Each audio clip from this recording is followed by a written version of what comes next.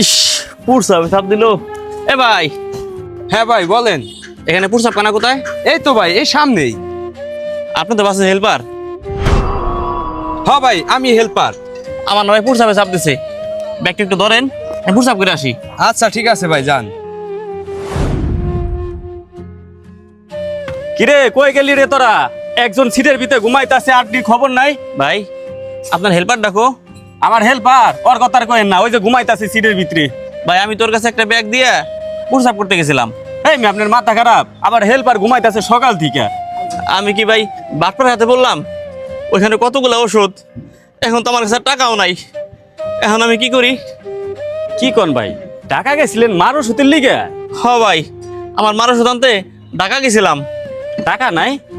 না, আমার কাছে আর কোনো টাকাও নাই যে ওষুধ নিয়ে যাবো। দিলা তুমি ইমোশনাল বানাইয়া, তা আমার কাছেও তো টাকা তেমন নাই। আচ্ছা, তোমার কি 1000 টাকায় হইব? হ ভাই, হইব। ভাই আমার কাছে 1000 টাকার বেশি নাই, এটা রাখো। ভাই, আপনি যে টাকাটা দিলেন, কি বুঝে দিলেন? আমার থেকে ভালো তুমি বেশি মনে করো, কারণ হচ্ছে মা তো আমারও খারাপ লাগে। ভাই, আপনার অনেক ধন্যবাদ। এই যুগে এমন বিপদে কেউ পাশে এসে দাঁড়ায় না ভাই। ওগো মা